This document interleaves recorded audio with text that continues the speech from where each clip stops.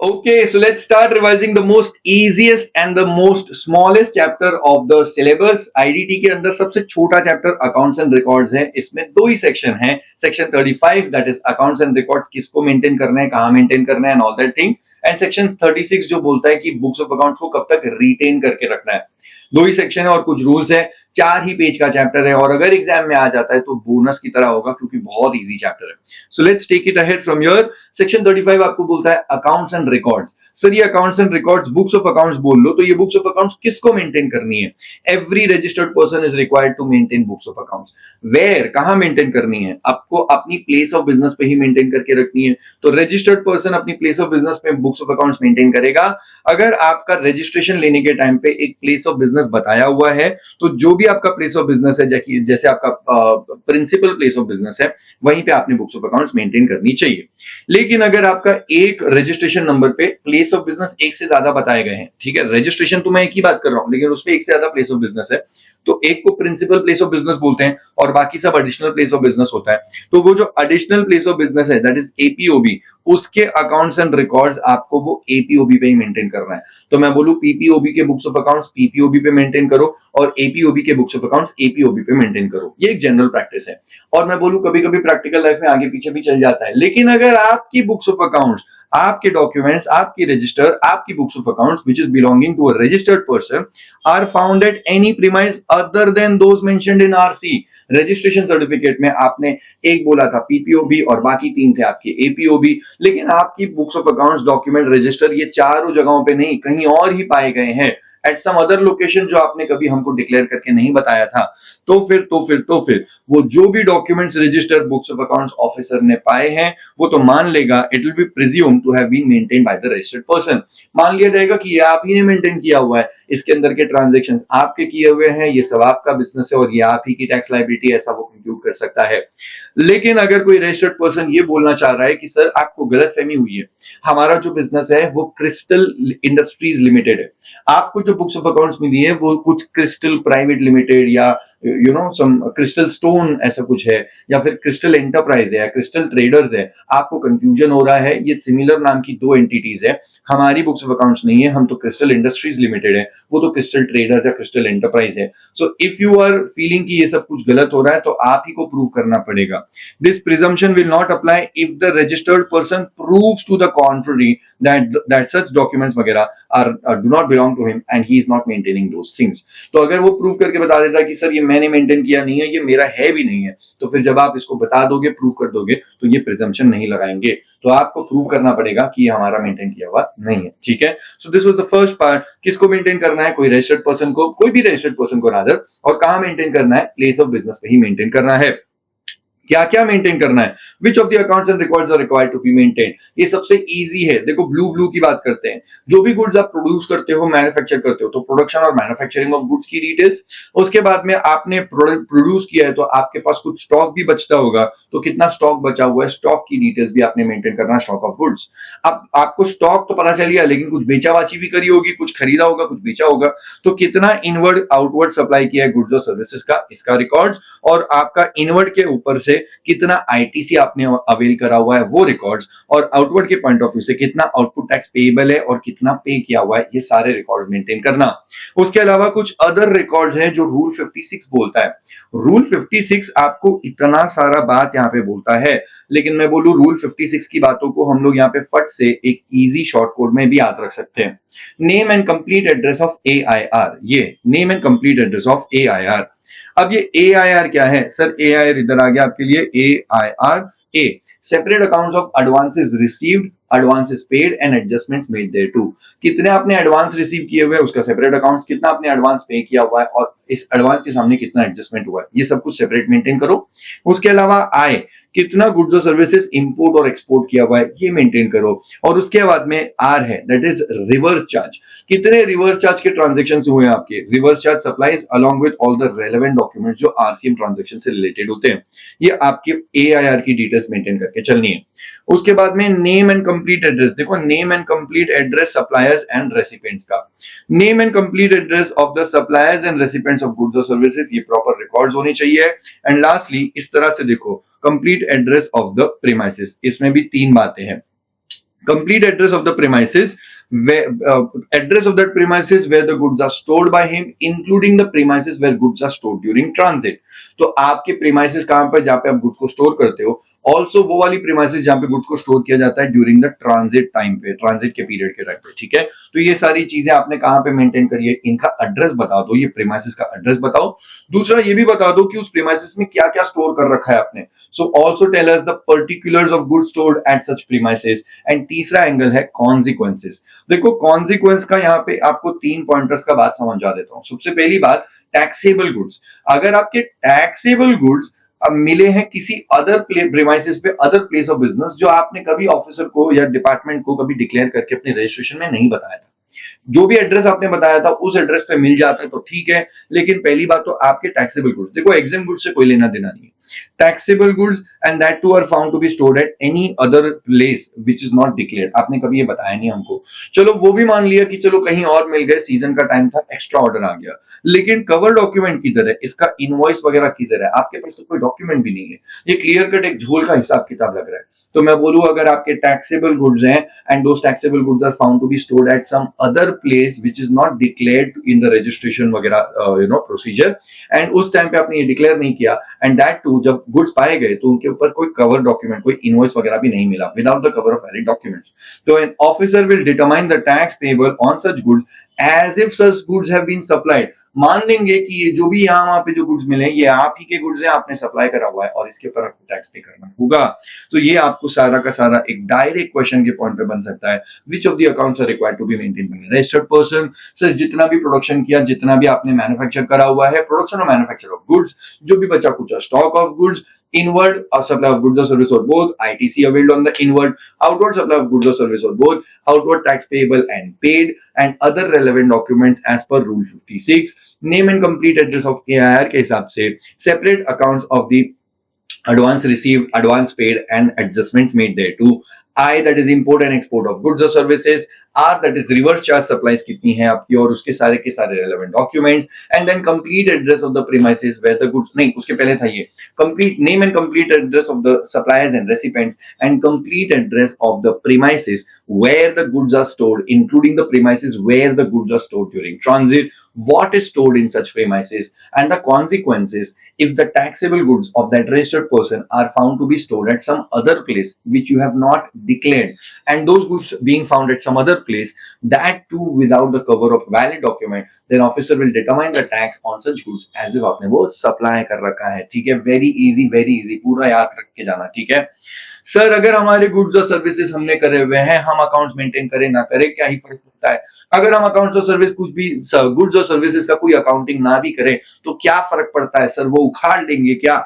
हाँ भाई उखाड़ लेंगे। उसके बाद वाला जो पॉइंट है वो यही बोलता है, in case the registered person fails to account for the goods और सर्विसेज, आपने प्रॉपर अकाउंटिंग नहीं करी, then officer will determine the amount of tax payable on those goods और services which are not accounted for, जिनकी आपने accounting नहीं करी उन गुड्स और सर्विसेज की, उसके ऊपर टैक्स कैलकुलेट करेगा एज इफ दोज गुड्स और सर्विसेज आर सप्लाइड। तो कुछ भी अनअकाउंटेड गुड्स और सर्विस मिली तो मान लेंगे कि आपने सप्लाई करा हुआ है और इसके ऊपर का टैक्स अब आपको देना पड़ेगा, और टैक्स कंप्यूट करने के लिए they will initiate the proceedings of 73, 74 and 74A for determining the tax. तो यहाँ पे आपका सेक्शन 35 का जो डेटा था वो खत्म हुआ।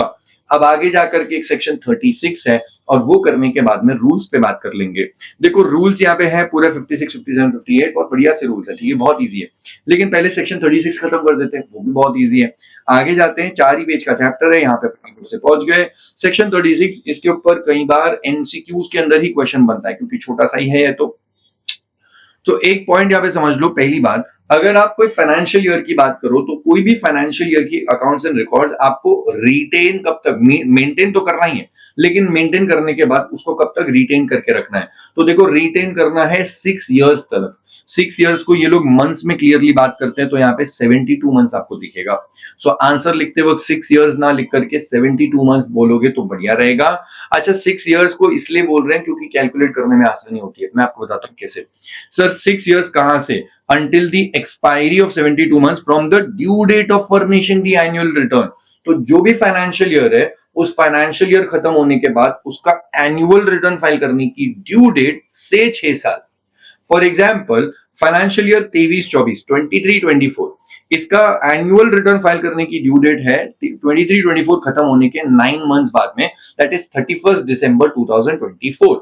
अब 23-24 की बुक्स ऑफ एनुअल रिटर्न इस डेट तक फाइल करना है। एनुअल रिटर्न फाइल करने की ड्यू डेट ये है, तो यहां से 6 साल, सो 2024 के ऊपर 6 ऐड कर दो तो 2030 आएगा। सो मैं बोलूं 31 दिसंबर 2024 के बाद में 31 दिसंबर 2030 करके 6 साल निकल जाएंगे। सो 2023-24 की अकाउंट्स एंड रिकॉर्ड्स कब तक रिटेन करनी है? It should be retained until 31st of December 2030।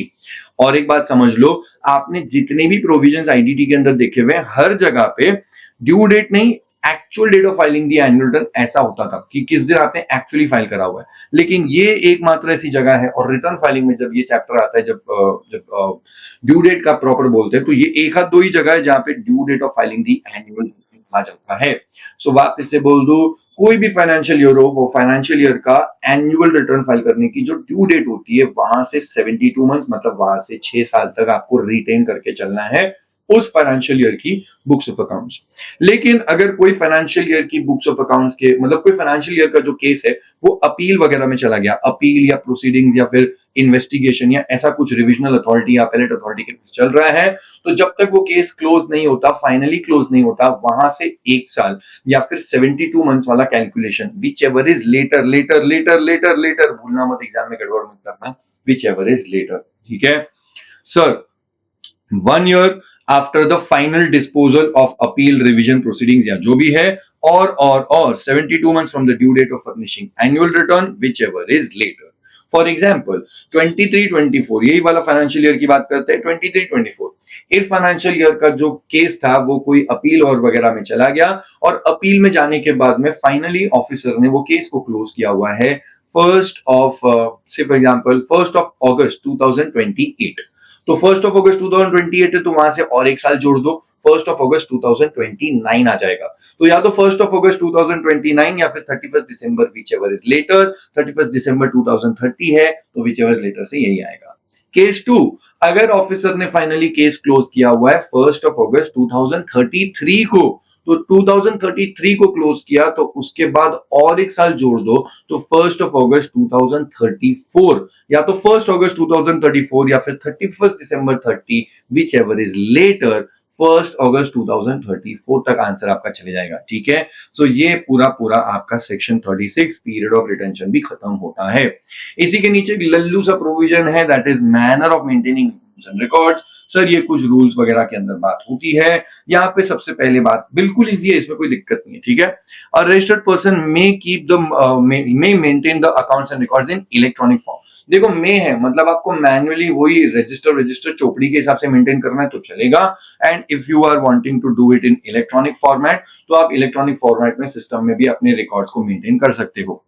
अगर इलेक्ट्रॉनिक फॉर्म में मेंटेन कर रहे हो तो उसको प्रॉपरली ऑथेंटिकेट कर देना डिजिटल सिग्नेचर से, उसका प्रॉपर इलेक्ट्रॉनिक बैकअप लेके रखना, क्योंकि कभी नेचुरल कैलामिटीज या फिर सिस्टम आउटेज या पावर आउटेज की वजह से डेटा पूरा उड़ जाएगा। तो डेटा अगर उड़ जाएगा तो आपने प्रॉपर बैकअप लेकर के रखना चाहिए। ऑल्सो आपको ये सारी चीजें प्रोड्यूस करनी होगी on demand, so you will have to produce on demand whatever the documents that you are maintaining in the electronic form. जो भी आपने इलेक्ट्रॉनिक फॉर्म में मेंटेन किया है उसको ऑन डिमांड प्रोड्यूस करना हार्ड कॉपी में। मतलब कभी ऑफिसर बोले कि मुझको ये वाले साल के इस पर्टिकुलर मंथ का ये कितना सेल्स या कोई ये डेटा हमको दे दो, तो वो डेटा आपने हार्ड कॉपी मतलब प्रिंट निकाल करके उसको दे देना चाहिए, या फिर इलेक्ट्रॉनिकली रीडेबल फॉर्मेट मतलब पीडीएफ वगैरह या फिर ऐसी कुछ फाइल भी उसको आप शेयर कर सकते हो। लेकिन अगर आप उसको इलेक्ट्रॉनिक रिकॉर्ड्स वाला पॉइंट दे रहे हो, मतलब पीडीएफ वगैरह कुछ दे रहे हो, तो वो अगर फाइल लॉक्ड होगी तो उसका password and explanation code required for accessing the file ये भी उसके साथ शेयर कर देना। सो अगर इलेक्ट्रॉनिकली रीडेबल फॉर्मेट दे रहे हो तो पासवर्ड प्रोटेक्टेड फाइल होगी तो उसका एक्सेस कोड या जो भी है password for accessing the file वो भी दे देना। सर अगर मैन्युअली मेंटेन कर रहे हो तो फिर और कुछ बातों का ध्यान देना। If accounts and records are maintain manually, कोई भी एंट्री को इरेज या ओवरराइट आप नहीं कर सकते। अगर आप इरेज या ओवरराइट करना भी चाहते हो, कोई इनकरेक्ट एंट्री हो भी गई है क्लेरिकल छोड़ करके, मतलब 2+2 4 हो रहा है दिख ही रहा है, तो आपने 2+2 5 लिखा तो वो क्लेरिकल नेचर का एरर है, ठीक है।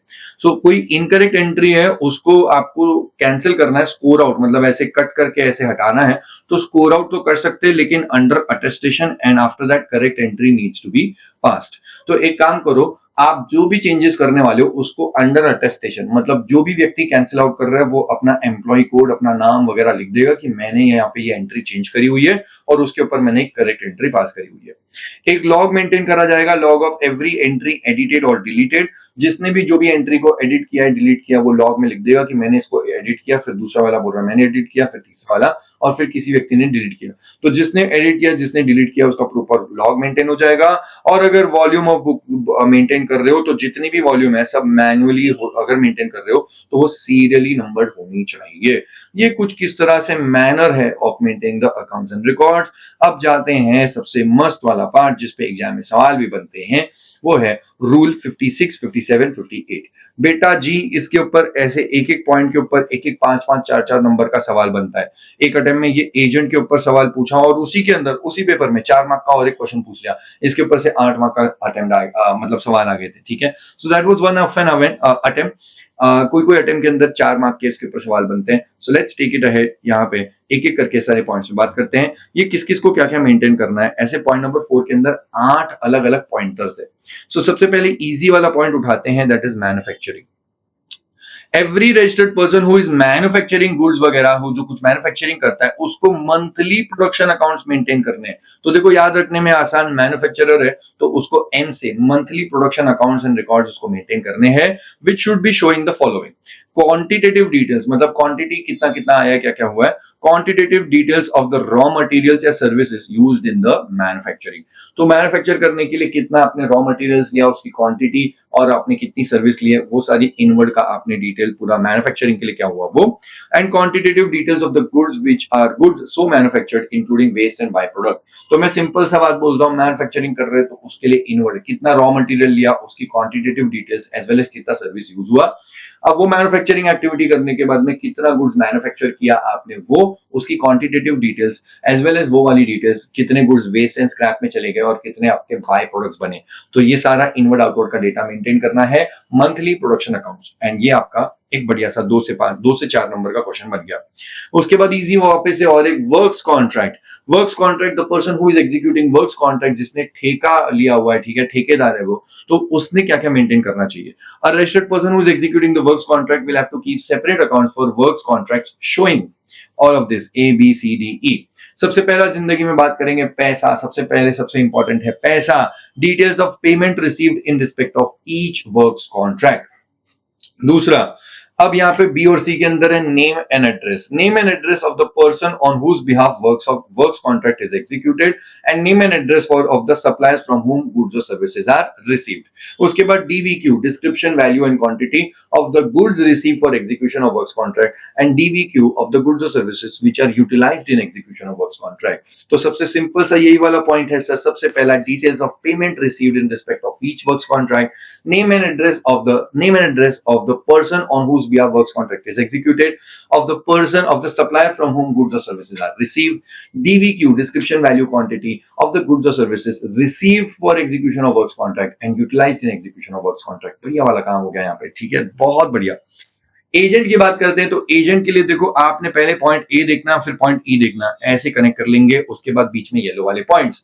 एजेंट एजेंट एजेंट एजेंट क्या करता है, दूसरे लोगों के बिहाफ पे काम करता है, लेकिन वो जो दूसरे लोग होते हैं वो उसको ऑथोराइज करते हैं कि तुम मेरे लिए ये काम कर देना, ये काम कर देना, मेरे लिए ये गुड्स रिसीव कर लेना, मुझको ये गुड्स सप्लाई कर देना, ठीक है। सो particulars of authorizations received from each principal separately। उसको जो जिस भी व्यक्ति से जो भी ऑथराइजेशन मिली है वो, जैसे authorization to receive the goods और supply the goods on behalf of the principal. So वो जितनी भी ऑथराइजेशन मिली है उसको हर एक प्रिंसिपल से सेपरेटली क्या क्या मिला है उसका पूरा डिटेल्स मेंटेन होना चाहिए। एंड उसको अगर ऑथराइजेशन मिला है तो उसने पूरा काम खत्म करने के बाद में सामने वाले को एक कच्चा चिट्ठा देना चाहिए, accounts furnished. So details of accounts furnished to every principal. So principal से ऑथराइजेशन जो मिला उसके पर्टिकुलर्स की डिटेल ईच प्रिंसिपल का सेपरेटली, और प्रिंसिपल को हमने अकाउंट्स जो भी फर्निश किया उसकी, एवरी प्रिंसिपल को जो भी अकाउंट फर्निश किया उसकी डिटेल्स मेंटेन करना। अब बी सी ई बीच के पॉइंट्स है। particulars of the goods or services which are received for on behalf of every principal, which are supplied on behalf of every principal, और ये लेने देने के चक्कर में tax paid on receipt or supply of goods or services effected on behalf of every principal. ठीक है, so this was agent, ये पहला वाला पॉइंट यहाँ पे खत्म हुआ सर। उसी के बाद अपने पास में यहाँ पे कुछ और भी एक पॉइंट बनता है, लेकिन इजी वाले पॉइंट को क्लोज करते हैं। पॉइंट नंबर 5 की अगर बात करें तो सर्विस प्रोवाइडर, सर हम लोग सारे सीए लोग हैं, मैं तो सीए हूं, आप भी बनी रहे हो, बनी जाओगे, very soon will be there. And then हम लोग एक अपना प्रैक्टिस अगर खोलते हैं तो हम लोग प्रैक्टिस करने के लिए हम कोई सर्विस इनवर्ड लेंगे और किसी को आउटवर्ड सर्विस देंगे। So details of input services utilised and details of outward services supplied, inward कितना आपने यूज किया है और आउटवर्ड कितना सप्लाई करा हुआ है। तो ये तो सर्विस का हिसाब हो गया, इनपुट सर्विस आउटपुट सर्विस। अब कुछ गुड्स की बात करते हैं, क्योंकि हम अगर सीए फर्म खोल रहे हैं अपने अपन उसके लिए कुछ भी सर्विस प्रोवाइड कर रहे हैं, तो सबसे बेसिक अपने को तो पेपर यूज होता है। ठीक है, पेपर जो यूज होता है हम लोग को, वो सारी चीजें क्वांटिटेटिव डिटेल्स में आ जाएगी। Quantitative details of the goods used in provision of service provide करने के लिए जो भी हमने गुड्स यूज करे उनकी क्वांटिटेटिव डिटेल्स। ठीक है, तो तीन चीजें हो गई, quantitative details of the goods used in provision of service, details of input services utilized and details of output services provided। उसके बाद पॉइंट नंबर 6 है, ये कस्टोडियन और क्लियरिंग एंड फॉरवर्डिंग एजेंट है, इसको सीएनएफ एजेंट बोलते हैं। सर ये क्या करता है, इसको सच बोलना है जिंदगी में और तू कुछ मत कर, बस मेंटेन कर true and correct records of the goods which are handled by him on behalf of every registered person. So true and correct records of the goods or services which are handled on behalf of every principal, every registered person। and जब भी officer ये सारी चीजें तुझसे मांग रहा है, ये डिटेल्स तुझसे मांग रहा है, so produce the details thereof as and when required by the officer। so very simple, point number 6 we are done, point number 5 we are done। ऊपर एक पॉइंट खत्म करके आते हैं दोस्तों, point number 1, this is the most important point। इसके ऊपर ये लोग सवाल पूछते हैं, और कैसे पूछते हैं पहले तो बता देता हूं। कोई भी any supplier is supposed to maintain this, any supplier, but other than composition supplier। composition वाले को छोड़ दो, अब सारे सप्लायर्स को ये मेंटेन करना है। अब क्या मेंटेन करना है ये बात समझ लो पहले, लेकिन और एक बात समझो, अदर देन कॉम्पोजिशन सप्लायर बोला हुआ है, every registered person who is not a composition dealer. Question पता है कैसे ड्राफ्ट करते हैं, क्वेश्चन ड्राफ्ट करते वक्त लाइन ऐसे लिखते हैं, बताओ कौन से डॉक्यूमेंट्स है जो कंपोजिशन वाले को मेंटेन नहीं कर रहा है लेकिन बाकी सबको मेंटेन करना है। या फिर ऐसे बोल देंगे, some documents are not required to be maintain by composition supplier and what are those documents which composition dealer is not going to maintain. भाई कंपोजिशन डीलर को नहीं मेंटेन करना है, वो बाकी लोग को मेंटेन करना है, वो यही वाला पॉइंट है। ठीक है, सो वो सारे डॉक्यूमेंट्स आपके सामने हैं। यहाँ पे उसको तीन अलग तरीके से बात करेंगे, पहले स्टॉक की डिटेल्स, फिर टैक्स की डिटेल्स और फिर डॉक्यूमेंट्स की डिटेल्स। स्टॉक, भाई सिंपल सा हिसाब है, अगर मैं बिजनेस कर रहा हूं तो पहले तो मेरे पास में पूरा साल चालू होने के पहले या मंथ चालू होने के पहले मेरे पास में कुछ ओपनिंग स्टॉक होता है। फिर उस पूरे मंथ में या साल में मैं कुछ गुड्स मैं खरीदता हूं, इनवर्ड होता है, कुछ गुड्स मैं बेचता हूं, आउटवर्ड होता है। और ये इनवर्ड आउटवर्ड करने के बाद फिर साल खत्म होना या मंथ खत्म होने के बाद में मेरे पास कुछ क्लोजिंग स्टॉक होता है।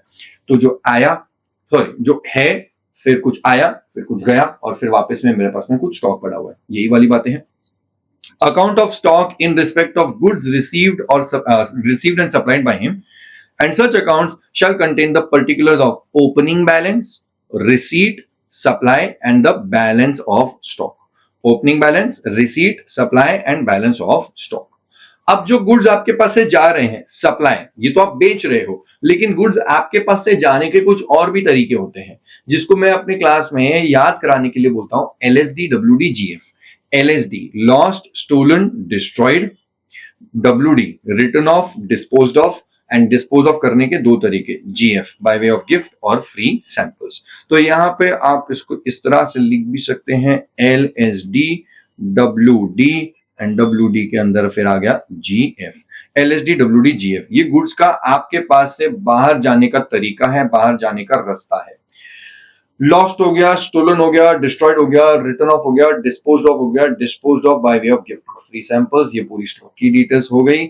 उसके बाद में टैक्स की details, account of tax details containing tax payable. अब आपको कितना टैक्स पेएबल, आपको कितना पे करना है, इंक्लूडिंग आरसीएम की टैक्स लायबिलिटी। तो मेरी एफसीएम की लायबिलिटी मेरे को कितना पे करना है, एज वेल एज मेरी आरसीएम की लायबिलिटी मुझे कितना पे करना है। सर मैंने अपने कस्टमर्स को गुड्स बेचते वक्त तो मैंने उनसे कुछ टैक्स कलेक्ट करा हुआ है, तो मैंने कितना टैक्स कलेक्ट करा है और मैंने फिर कितना टैक्स गवर्नमेंट को पे करा है और पे करते वक्त मैंने कितना आईटीसी क्लेम किया हुआ है। सो मैं वापस से बोलता हूं, मेरे आउटवर्ड के टाइम पे देखते हैं। टैक्स पेएबल तो मैंने जो भी कलेक्ट किया होगा वो कलेक्ट करके मेरे को पे करना होता है, तो टैक्स कलेक्टेड कितना किया हुआ है, पेएबल कितना है, पेड कितना किया है, आरसीएम की लायबिलिटी कितनी पे करनी थी मुझको और आईटीसी मुझको कितना मिला है, ये पूरा का पूरा डिटेल इनवर्ड आउटवर्ड के एंगल से है। टैक्स पेएबल कितना है इंक्लूडिंग आरसीएम लायबिलिटी, लोगों से कितना कलेक्ट किया है, पे कितना किया है और आईटीसी कितना मिला, ये सारा का सारा मेंटेन करो। एंड लास्ट में कुछ डॉक्यूमेंट्स की बात करते हैं, तो tax invoice, credit note, debit note, delivery challan, ये जितने भी आपने इशू किए सामने वाले को और आपको रिसीव हुए क्योंकि लोगों ने आपको सप्लाई करके दिया था तभी आपको डॉक्यूमेंट मिला। तो मैं बोलूं 4 डॉक्यूमेंट्स है, tax invoice, credit note, debit note, delivery challan, issued by the registered person and receive by the registered person, ये सारा का सारा मेंटेन करना चाहिए। ये सारे डॉक्यूमेंट्स उस व्यक्ति को मेंटेन करने जो कॉम्पोजिशन डीलर नहीं है, रजिस्टर्ड तो है लेकिन कॉम्पोजिशन वाला नहीं है, तो हर वो व्यक्ति ये सारी चीजें मेंटेन करेगा। अब इस चैप्टर का लास्ट पहलू अपने सामने आ रहा है, ट्रांसपोर्टर एंड ओओडब्ल्यूजी। ये दोनों पॉइंट्स को एक साथ कॉलमिनर में बाजू बाजू में रखा हुआ है। पहले ट्रांसपोर्टर की बात करते हैं। सर ट्रांसपोर्टर को क्या मेंटेन करना है? ट्रांसपोर्टर को ब्रांच वाइज गुड्स का टीडीएस का डिटेल्स मेंटेन करना है, as well as GSTIN of the consignor and consignee. Branch wise क्योंकि transporter will have to maintain the records for each of his branches, कितने goods transport किए, कितने deliver किए और कितने स्टोर किए during transit, TDS, transported, delivered and stored in transit. As well as आपके जो रजिस्टर्ड वाले कंसाइनर कंसाइनी होंगे उनका जीएसटीआईएन भी आपको प्रॉपर्ली रिकॉर्ड्स में मेंटेन करना है। So we'll have to maintain the details for each branch separately, goods transported, goods delivered and stored in transit, and the GSTIN of the consignor and consignee who are registered.